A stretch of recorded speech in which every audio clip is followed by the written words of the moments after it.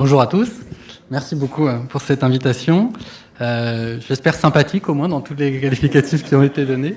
Je vais vous présenter le projet de la chaire junior que je porte, qui est Trophic. Donc c'est une chaire qui sera portée au sein de l'IGFL, le laboratoire de l'Institut génomique fonctionnel de Lyon.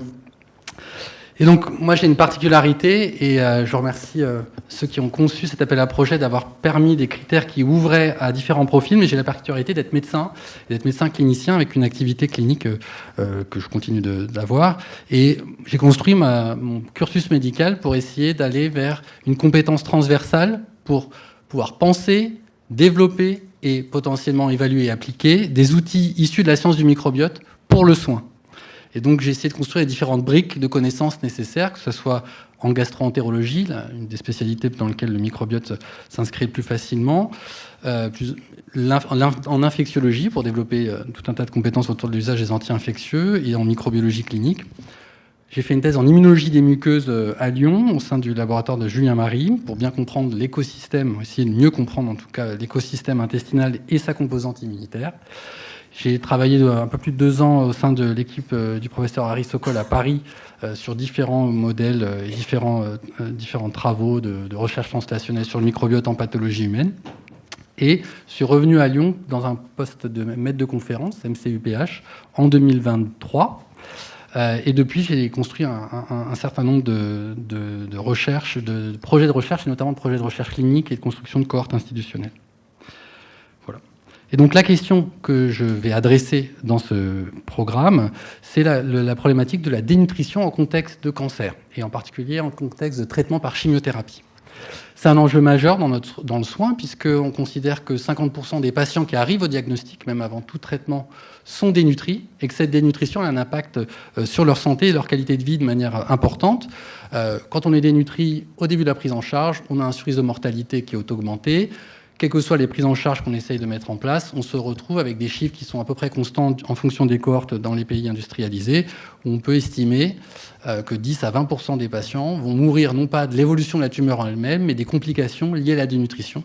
Et ce, malgré une approche de renutrition et nutritionnelle qui est bien décrite et qu'on essaie de suivre au mieux. Donc, on a besoin de nouvelles stratégies pour améliorer l'état nutritionnel de nos patients. Et dans les différents cofacteurs de cette dénutrition, il y a notamment l'altération de la barrière intestinale et de la muqueuse intestinale, notamment au niveau de l'intestin grêle, qui va impacter donc notre capacité à absorber les nutriments et à rentabiliser toute la prise alimentaire qu'on peut avoir.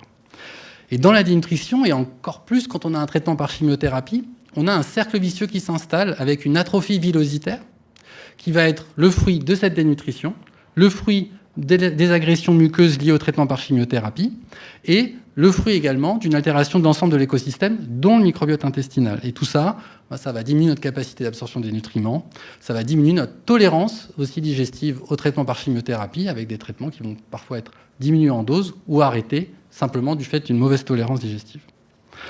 Donc, qu'est-ce que le microbiote ferait dans cette histoire ? Eh bien, le microbiote, on a des éléments qui disent que des candidats probiotiques comme Lactobacillus plantarum WJL ou des postbiotiques, des produits issus de ce métabolisme bactérien, ont une activité, ont une action sur la capacité de renouvellement de la barrière épithéliale, et notamment au niveau des cellules souches. Et c'est notamment des résultats qui ont été développés dans le laboratoire que je rejoins depuis plusieurs années, dans des modèles très particuliers qui sont des modèles de malnutrition juvénile, donc on n'est pas du tout dans un contexte de dénutrition adulte, ni de dénutrition sur toxicité digestive, mais dans ces modèles-là, Lactobacillus et des produits du péptidoglycane, notamment le LDP, ont été capables d'augmenter l'atrophicité intestinale et d'améliorer le phénotype nutritionnel et de croissance des animaux. Et donc, le projet, il va essayer de développer ces concepts-là, mais dans le contexte très particulier de la dénutrition et du traitement par chimiothérapie.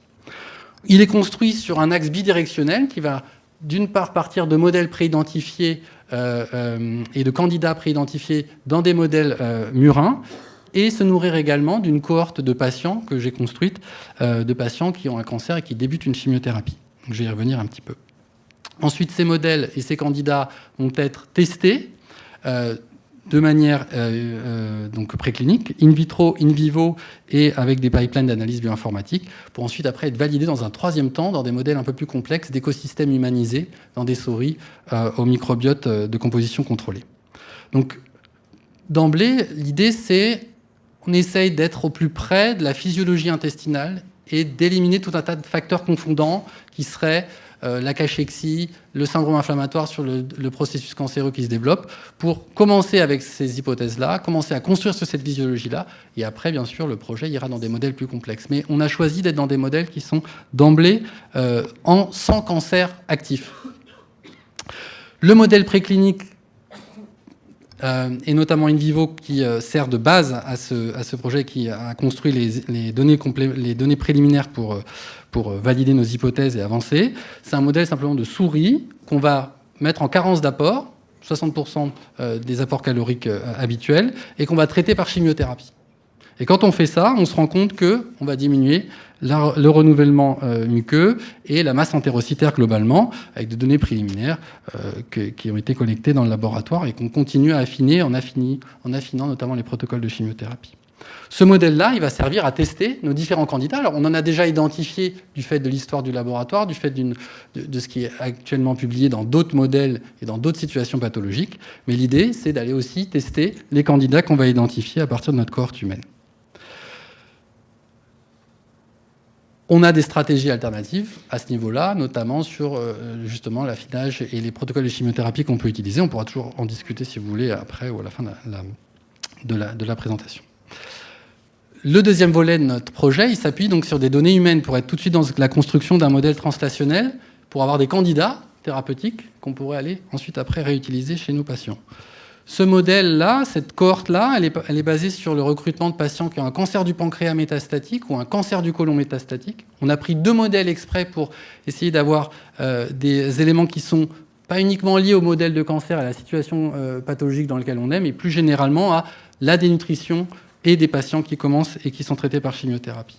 Donc ces patients-là, ils commencent une chimiothérapie, ils ont un prélèvement du microbiote oral, du microbiote fécal, une évaluation nutritionnelle assez complète, une évaluation sensorielle aussi, parce que tout ce projet a été aussi co-construit sur ce projet de cohorte avec l'Institut Life, qui est qui est le nouveau nom de l'Institut Paul Bocuse en recherche nutritionnelle. Et on fait un prélèvement en début de chimiothérapie et après un cycle, c'est-à-dire en gros à peu près 2 mois de chimiothérapie, un moment où les patients sont globalement homogènes dans leur histoire, en tout cas sur le thérapeutique.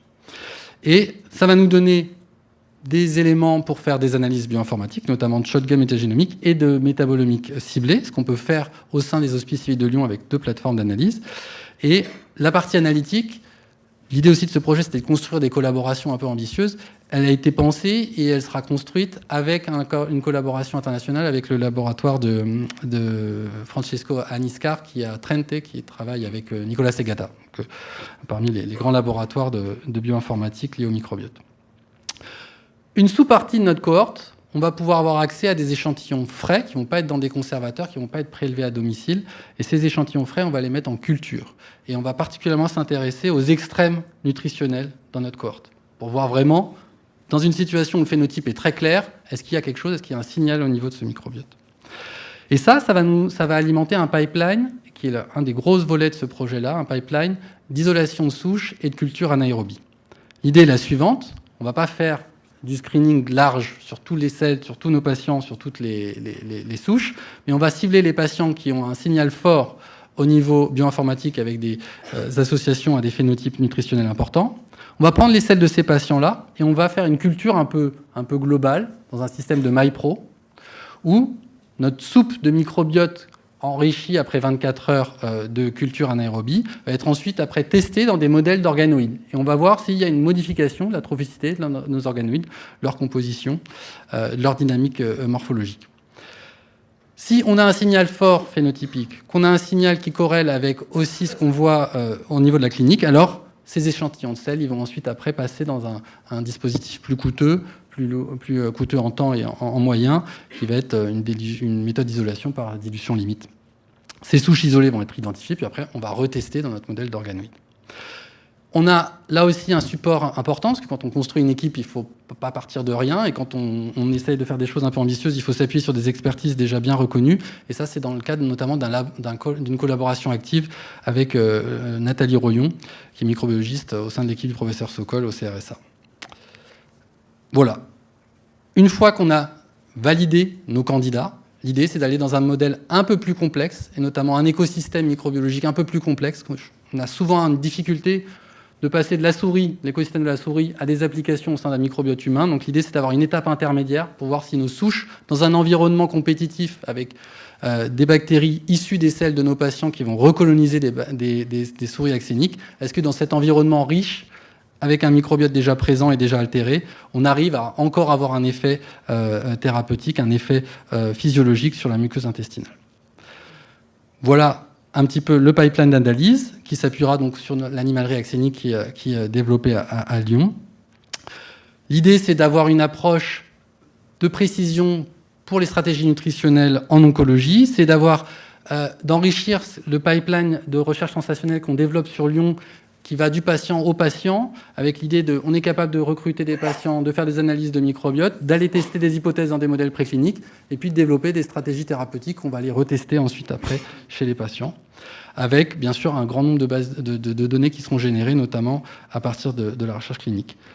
L'essentiel de mon budget, il va dans du recrutement de ressources humaines, avec 3 expertises spécifiques. Donc si vous avez des jeunes thésards prometteurs et qui souhaiteraient continuer à travailler en France et qui aimeraient bien aller dans la région Rhône-Alpes, qui est une très belle région par ailleurs, n'hésitez pas à me contacter. Donc on a besoin d'une expertise en microbiologie, en expérimentation animale et avec une certaine autonomie et une capacité aussi de comprendre bien les modèles d'organoïdes, et une expertise bioinformatique spécifique. Alors, la bonne nouvelle, c'est que le projet il commence aujourd'hui, 31 mars, c'est contrat. Et aujourd'hui, j'ai validé un premier recrutement. Donc, ça va suivre le processus en cours, mais on va pouvoir commencer assez rapidement. Voilà, sur un ingénieur d'études qui va me permettre de développer la plateforme anaérobie. Voilà, plein de choses qu'on espère se renforcer en termes de collaboration, en termes de collaboration avec l'écosystème du PEPR. Et l'idée, c'est quand même déjà de penser à la suite. Si on a des candidats, on est en train de les tester. Si jamais il y a des signaux intéressants, il va falloir aller un peu plus loin, un peu plus près de la clinique. Et c'est l'idée d'avoir accès à des modèles de cancer in situ. Et ça, c'est ce qu'on a notamment avec mon ancien laboratoire au CRCL, et puis avec des partenaires industriels qui sont intéressés déjà sur le modèle. Je vous ai parlé de l'Institut Life avec lequel on travaille sur l'aspect nutrition et cancer spécifiquement. Voilà un petit peu comment s'inscrit le projet. Dans un écosystème assez riche, on a la chance d'avoir ça à Lyon, notamment sur l'aspect structure de ressources au niveau de la recherche, avec une plateforme organoïde, une plateforme une animalerie axénique et les collaborations dont je vous ai décrit. Je vous remercie de votre attention. Dernière petite diapo, c'était juste pour vous illustrer un petit peu l'écosystème qu'on construit à Lyon, qui est très actif depuis 3 ans maintenant, où l'idée c'est vraiment de pouvoir renforcer les structures d'appui à la recherche sur le microbiote en clinique, avec des cliniciens, avec des cohortes qui sont en cours, des spécialités médicales importantes, des structures technologiques, et puis le lien avec les plateformes de développement, et notamment le développement clinique avec une plateforme de transplantation fécale.